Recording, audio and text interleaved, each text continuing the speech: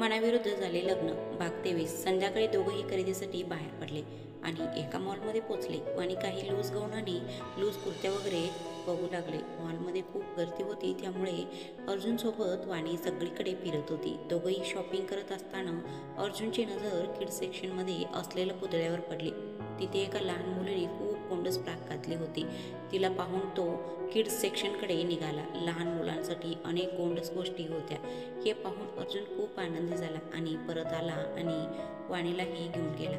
त्या सर्व गोष्टी पाहून वाणीलाही आनंद झाला.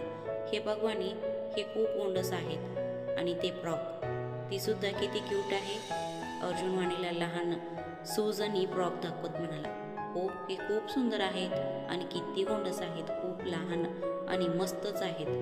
वाणी ही त्या गोष्टीकडे बघत आनंदाने म्हणाली, आपण आजच बाळासाठी खरेदी करूया. मला हे सर्व खूप गोंडस वाटत आहे. मला संपूर्ण किड्स सेक्शन विकत घ्यावंसं वाटतो. अर्जुन म्हणाला. वाणी हसली आणि म्हणाली, अहो नाही, आम्ही आता बाळासाठी खरेदीला जाऊ शकत नाही. पण का? अर्जुन चेहरा उदास करत विचारला आणि वाणी त्याला सांगू लागले, कारण आईने मला सांगितले की नवजात बाळाला काही दिवस फक्त जुने कपडे घालायला लावले जातात आणि बाळासाठी नवीन काहीही खरेदी करत नाही. जुने कपडे का? अगोदर का विकत घेऊ शकत नाही? अर्जुन आश्चर्यचकित होऊन विचारला आणि वाणी हसत म्हणाली, त्याचे कारण म्हणजे नवजात मुले खूप संवेदनशील असतात आणि नवीन कपड्यांचा रंग त्यांच्या त्वचेला हानी पोचू शकतो. म्हणजे ह्या शब्दाचा अर्थ अर्जुन कपूरचा मुलगा जुने कपडे घालणार का?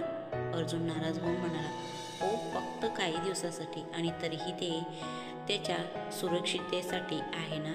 वाणीने काहीतरी विचार करून अर्जुनला म्हणाले. तेव्हा तो म्हणाला, हो तेही आहे, पण तुम्ही ते अगोदर का घेऊ शकत नाही, जेणेकरून बाळाला वाईट नजर पडू नये. वाणी उत्तर दिले, कपडे खरेदीशी वाईट नजरेचा काय संबंध? मला हे सगळं माहिती, पण आई म्हणाली आहे म्हणून काहीतरी कारण असेल. वाणी म्हणाली. मग पटकन अर्जुन बोलू लागला, हो असेल काहीतरी कारण, पण तोपर्यंत हे कपडे विकले तर? अर्जुनने रागच चेहरा करत म्हणाला. हे बघून वाणी मागे उभे असलेला सेल्समॅन दोघंही हसू लागले आणि सेल्समॅन हसत म्हणाला, काळजी करू नका सर, आमचे कलेक्शन दर महिन्याला अपडेट होत राहते. जर तुम्हाला हे मिळत नसेल तर तुम्हाला पुन्हा वेगळा नवीन आयटम्स मिळेल. नाही, पण मला हेच हवं आहेत, अर्जुन लहान मुलासारखं आग्रह करत म्हणाला. मग सेल्समॅन हसला आणि म्हणाला, काही हरकत नाही सर, मी तुमच्या नावावर रजिस्टर करतो, म्हणजे आम्ही स्टॉकमधून एक एक पीस काढून ठेवू आणि तुमच्या बाळासाठी ही आमच्याकडून भेट असेल. मागून येणारा मॉल मॅनेजर म्हणाला. खूप खूप धन्यवाद मिस्टर गुप्ता. अर्जुन हस्तांदोलन करत आनंदाने म्हणाला, आमच्या मॉलमध्ये तुम्ही खरेदीसाठी आलात हीच आमच्यासाठी खूप मोठी गोष्ट आहे. मॅनेजर हसत हसत म्हणाला. खरेदी करून दोघंही घरी आले. वाणीने बरेच उशीर झाला होता, काही खाल्ले नव्हते, त्यामुळे तिला खूप अशक्त वाटू लागले. अर्जुन तिच्यासाठी जेवण नेण्यासाठी स्वयंपाकघरात आला आणि तितक्यात वाणी एकटीच जिना चढून खोलीत जाऊ लागली. अशक्तपणामुळे वाणीला चक्कर आल्यासारखे वाटले आणि पाय घसरून पायऱ्यावरून खाली पडली. ती लोळत जमिनीवर पडली आणि तिच्या डोक्यावरून रक्त वाहू लागले. हे आवाज ऐकून बाकीचे लोकही बाहेर आले आणि तिला असे पाहताच अर्जुन मोठ्या आवाजात ओरडला, वाणी. अर्जुन वाणीकडे धावत आला. वाणी बेशुद्ध झाली होती आणि तिच्या डोक्याला खोल जखम झाली होती. हे पाहून तो तिचे डोके त्याच्या मांडीवर ठेवला आणि तिच्या गालावर तोपटत म्हणाला, वाणी, वाणी डोळे उघड ना. मीराही तिच्याकडे धावत आली आणि ऋषभने ॲम्ब्युलन्स बोलावले.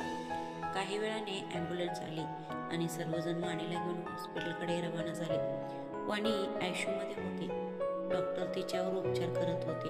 अर्जुन दगडासारखं दारात उभा होता, फक्त वाणीकडे बघत होता. त्याच्या डोळ्यातून अश्रू वाहत होते, पण काही प्रतिक्रिया न देता तो वाणीकडे बघत होता. मीरा आणि ऋषभ सुद्धा खूप काळजीत होते आणि ते सुद्धा डॉक्टर बाहेर येण्याची वाट पाहत दरवाजाजवळ बसले होते. आकाश आणि त्रिशाही तिथे पोचले होते आणि दोघंही वाणीच्या बरे होण्यासाठी देवाला हात जोडून प्रार्थना करत होते. तासाभराने दार उघडून एक डॉक्टर बाहेर आले आणि सर्वजण त्यांच्याकडे धावले आणि स्तब्धपणे म्हणाले, डॉक्टर, वाणी कशी आहे? आणि माझे बाळ ठीक आहे ना मिस्टर कपूर? ते डॉक्टर डोळे खाली करून म्हणाले. तेव्हा तो ओरडला, सांगा डॉक्टर, माझी बायको कशी आहे? अर्जुनला असे पाहून आकाश जाऊन त्याची काळजी घेत सांभाळला आणि मग तो अत्यंत नम्रपणे डॉक्टरांना विचारला, सांगा डॉक्टर, वहिनी कशी आहे? काही प्रॉब्लेम तरी नाही ना? खरं तर मिसेस वाणी अशक्त आहेत आणि त्यांचे खूप रक्त कमी झाले आहे. आम्हाला ओ निगेटिव्ह रक्ताची नितांत गरज आहे. डॉक्टरांनी सांगताच पुन्हा अर्जुन ओरडला, मग तुम्ही रक्तपेढीतून रक्त मागवा ना, हे काय विचारताय? सर, आम्ही अनेक ठिकाणी सगळीकडे म्हणजे चौकशी केला आहे, पण मिसेस कपूर यांचा रक्तगट इतका रेअर आहे की तो कुठेच उपलब्ध नाही. डॉक्टरांनी हे सांगताच आकाश म्हणाला, ठीक आहे डॉक्टर, तुम्ही तुमच्या बाजूने प्रयत्न करा आणि मी दुसरीकडे बघतो. कोणाच्या तरी ब्लड ग्रुप नक्की मॅच होईल. तुमच्याकडे फक्त 1 तासाचा वेळ आहे मिस्टर खन्ना. जर एवढ्या वेळेत रक्त नाही दिले तर आम्ही दोघांनाही वाचवू शकणार नाही. एवढे बोलून डॉक्टर तिथून निघून गेले आणि अर्जुन बेंचवर निपचिप्प जीव नसलेला पुतळ्यासारखा बसला. अरे, कशाला काळजी करतोयस?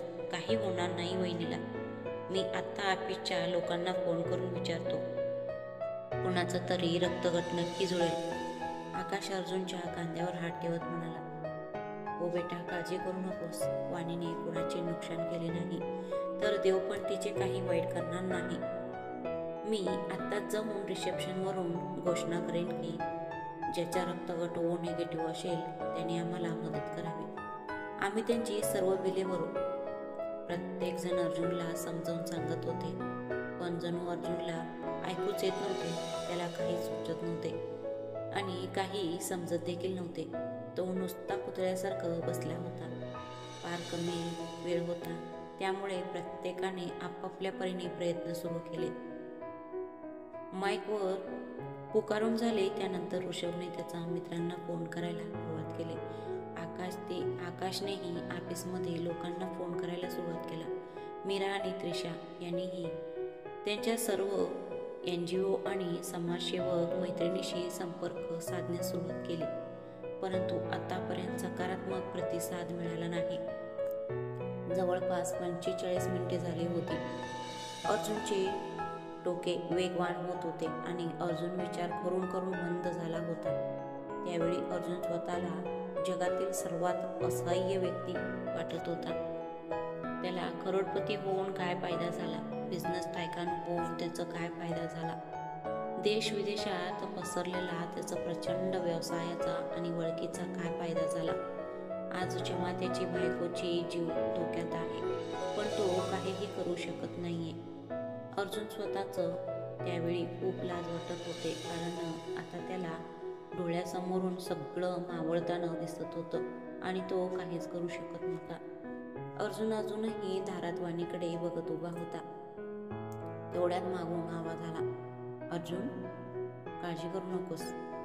वाणीला काही होणार नाही, मी तिला रक्त देईन. हे ऐकून अर्जुनच्या आनंदाला शब्दच उरला नाही. त्याने वळून पाहिले आणि समोर कीर्ती उभी होती. या क्षणी अर्जुनला आपल्या भावनांवर ताबा ठेवता आला नाही आणि त्याने धावत कीर्तीला मिठी मारला आणि रडत रडत म्हणाला, थँक्यू सो मच कीर्ती. जर तू आज आली नसतीस तर मी जिवंत बसून मेलो असतो. असं काही होत नाही आणि नंतर धन्यवाद सांगितलं तर चालेल, पण आधी मला जाऊन तिला मदत करू दे. असं म्हणत कीर्ती डॉक्टरांना भेटायला गेली आणि तिने वाणीला रक्त दिलं. रक्तसंक्रमणानंतर वाणीची प्रकृती स्थिर झाली आणि डॉक्टर बाहेर आले आणि म्हणाले, आता काळजी करण्याची गरज नाही मिस्टर कपूर. आई आणि मूल दोघंही आता बरे आहेत. Thanks doctor. अर्जुन डॉक्टरांच्या हात धरून बोलला आणि डॉक्टर कीर्तीकडे बघत म्हणाले, थँक्यू मला नको, तिला सांग. ती योग्य वेळी आली नसती तर आपण काहीच करू शकलो नसतो. एवढे बोलून डॉक्टर तिथून निघून गेले आणि तोपर्यंत सगळी स्थिती आली. कीर्तीला तिथे पाहून आधी त्यांना थोडं आश्चर्य वाटलं, पण नंतर सगळी हकीकत कळाल्यावर त्यांनी सुटकेचा निश्वास सोडला. तू दिल्लीत होतीस ना? आकाश आश्चर्यचकित होऊन विचारला. कीर्ती तिच्या मनात विचार करू लागली, नाही, मी त्याला खरं सांगू शकत नाही, नाहीतर त्याला खूप वाईट वाटेल. मी आज मुंबईला काही ऑफिसच्या कामासाठी आले होते. तेवढ्यात मला फोनवर बातमी मिळाली की वाणी हॉस्पिटलमध्ये आहे आणि तिला रक्ताची गरज आहे. म्हणून मी लगेच इकडे धावत आले. कीर्ती असे म्हणताच मीरा तिचं डोक्यावर हात ठेवून म्हणाले, शक्य असेल तर आम्हाला माफ कर बाळा. आम्ही तुझी खूप गैरसमज करून घेतलं आणि आज तूच आमच्या वाणीचं जीव वाचवलीस. हो बाळा, तुझं उपकार आम्ही कधीच विसरणार नाही, ऋषभही जड स्वरात म्हणाले. तेव्हा कीर्ती हसून म्हणाले, नाही काका, यात उपकार करण्यासारखे काही नाही. वाणीनेही एकदा माझं जीव वाचवले होते. त्यावेळी मी तिचं ऋणी झाले होते. आज मी फक्त परतफेड म्हणून आज मी तिला मदत केली आहे. तू तिची मदत केल्याबद्दल तुझे खूप खूप आभार. आता तू इथे आहेस तोपर्यंत आमच्याबरोबर राहशील. जेव्हा अर्जुन बोलला तेव्हा कीर्ती संकोचून म्हणाली, अरे नाही, मला आज निघायचं आहे. माझं काम जवळपास संपलं आहे. ठीक आहे, मग मी तुला विमानतळावर सोडतो. तू एकटीच असेल ना? आकाश विचारल्यावर कीर्ती पुन्हा विचारत पडली. एल्विन सध्या ह्या सगळ्यांची बोलण्याचं मनस्थितीत नाही, त्यामुळे मला खोटं बोलावं लागेल. नाही, खरं तर माझ्यासोबत ऑफिसचे काही क्लायंट्स आले आहेत. काळजी करू नका, मी निघते. आता तुमची इथे जास्त गरज आहे. अर्जुनला बाय म्हणत ती निघाली. ठीक आहे कीर्ती, मी तुला बाहेर सोडतो, चल, अर्जुन म्हणाला. नाही, तू वाणीकडेच राहा, मी जाते. एवढं बोल कीर्ती घाईघाईने तिथून निघून गेली आणि तिचा मोबाईल त्याच भागावर ठेवली होती. अर्जुनची नजर त्या मोबाईलवर पडताच तोही तिच्या मागे गेला मोबाईल द्यायला. कीर्ती आता हॉस्पिटलच्या गेटच्या बाहेर गेली होती. अर्जुन पाठीमागून तिथे पोचताच त्याला अचानक कोणीतरी दिसले, त्यामुळे तो तिथेच थांबला. समोर कीर्ती आणि एल्विन कदाचित काहीतरी वाद घालत होते. एल्विनकडे बघून अर्जुन विचार करू लागला, एल्विन इथेच आहे, मग कीर्ती का खोटं बोलली? या दोघांमध्ये भांडण तर झालं नाही ना? मला जाऊन बघायला हवं. अखेर आज कीर्ती वाणीला नवं आयुष्य दिले आहे. आज जर ती अडचणीत असेल तर मी तिला मदत केलं पाहिजे, असं विचार करून अर्जुन थोडे पुढे सरकला आणि गुपचूप त्यांचे बोलणे ऐकू लागला. अखेर तू माझी ऐकली नाहीस ना? तू तुझी इच्छा पूर्ण केलीस ना? एल्विन रागाने म्हणाला आणि कीर्ती भाऊ होऊन म्हणाले, तू समजून घेण्याचा प्रयत्न का करत नाहीस? मला काय समजायचं आहे अजून? की तू तुझ्या धानधर्मासाठी तुझा आणि आमचा मुलाचं जीव धोक्यात घालशील? एल्विन ओरडला आणि कीर्तीला धक्काच बसला आणि म्हणाले, चॅरिटी, मी हे दान धर्मासाठी केले असे तुला वाटते? मी मरत असताना वाणीनेच मला वाचवले, हे तू कसे विसरलास? पण तेव्हा तू गरोदर नव्हतीस कीर्ती. हा तुझा 3रा महिना आहे. तुला किंवा बाळाला काय होईल याचं कधी विचार केली आहे का? काही वेळापूर्वी डॉक्टरांनी काय सांगितले ते तू ऐकले नाहीस? तुझी गर्भधारणा खूप कॉम्प्लिकेटेड आहे, तरीही तू हे सगळं करतेस. एवढं बोलून एल्विन थांबला आणि कीर्ती त्याचं डोळ्यात पाहत म्हणाले, पण वाणीचं जीवही वाचवणं गरजेचं होतं नाही का? कीर्ती, मला वाटत नाही की तू मला कधीच समजून घेशील आणि तुला नेहमी स्वतःचं खरं करायचं असते. जरी मी तुला गर्भपात करण्यास सांगितलो, कारण ही गर्भधारणा तुझ्या जीवाला धोका आहे, तरीही तू माझं ऐकली नाहीस. मग कितीतरी जोखीम पत्करून सुद्धा कळत नाही तुला. का समजत नाही की मी तुझ्यावर प्रेम करतो? तुला काही झालं तर माझं काय होईल? तू कधी विचार केलेस का? हे बोलून एल्विनच्या डोळ्यात अश्रू तरळले. हे बघून कीर्ती भाऊक होऊन म्हणाले, हे आमचं प्रेमाचं प्रतीक आहे एल्विन. मी ते कसे गर्भपात करू शकते? माझ्यात तेवढं धाडस नाही आहे. आणि वाणीबद्दल सांगायचं तर ती माझ्या जागी असते तर तिनेही असंच केलं असतं, कारण ती कधीच स्वतःचा विचार करत नाही, नेहमी इतरांचा विचार करते. आज पहिल्यांदाच मी तिच्यासारखं बनण्याचा प्रयत्न केले आहे. मला माहीत आहे की मी स्वार्थी आहे, पण फक्त माझ्या प्रेमासाठी, आणि अर्जुन पण फक्त प्रेमासाठी. प्रत्येकजण स्वार्थी असतात, मग काय चूक आहे माझं? वाईट परिस्थितीतही तिने तुला मदत केली. एल्विनला राग आला होता आणि कीर्तीने त्याला मध्ये सडवत म्हणाले, नाही एल्विन, अर्जुनला ह्याबद्दल काहीही माहीत नाही. कारण मी त्याला कधीच काहीही सांगितले नाही. जर मी त्याला सांगितले असते तर त्याने कधीही माझी मदत घेतली नसते. हे ऐकून एल्विनला थोडं आश्चर्य वाटलं आणि अर्जुन जो आतापर्यंत पुतळ्यासारखं ऐकत होता त्याला खूप धीर आला आणि हात जोडून दोघांच्या जवळ येऊन उभा राहिला. अर्जुनला पाहताच दोघांनी धक्काच बसला आणि ओल्या डोळ्यांनी तो भरल्या आवाजात म्हणाला, शक्य असेल तर मला माफ करा. मला माहीत नव्हतं की असं काही आहे. मला माहीत असतं तर मी मदत करायला नकार दिलो असतो. खरं तर तेव्हा मला विचार करायचं स्मरणशक्तीच नव्हती. अचानक दवाखान्यात कीर्तीला पाहून मी विचार करू शकलो नाही की हा योगायोग असू शकत नाही. तिला काहीतरी झालं असेल म्हणूनच ती दवाखान्यात आली. हे सगळं कधीच मनात आलं नाही. आणि कसं मी सुट्टीवर असेल? मी सुट्टीत नव्हतो. ज्याला आपण देव म्हणतो तो व्यक्ती माझ्याकडून दुसऱ्यांदा आणि ह्यावेळी कायमचे माझे प्रेम हिरवून घेणार होते. असे बोलून अर्जुन खूप रडू लागला आणि एल्विनलाही कळले की काही दिवसांपूर्वी आपण ह्या टप्प्यात असताना वाणी देवाच्या रूपात आली होती आणि कीर्ती हीच तिच्या पतीची मैत्रीण आहे हे कळाल्यावरही. कारण तेव्हापासून तिच्या पतीने तिला कधीही पत्नीचा दर्जा दिला नाही. तिने मला मदत केली होती. ती वेळेत आली नसती तर कदाचित आज कीर्ती जिवंत नसती. या सगळ्या गोष्टीचा विचार करत एल्विन अर्जुनच्या समोर हात जोडून म्हणाला, माफ करा मला. कदाचित मी खूप स्वार्थी झालो आहे. मी काय करू शकतो? हे माझं प्रेम वाचवण्यासाठी तर आहे ना सगळं. नाही, तुझ्या जागी मी असतो तर कदाचित मी अशी प्रतिक्रिया दिली नसती. पण काळजी करू नकोस.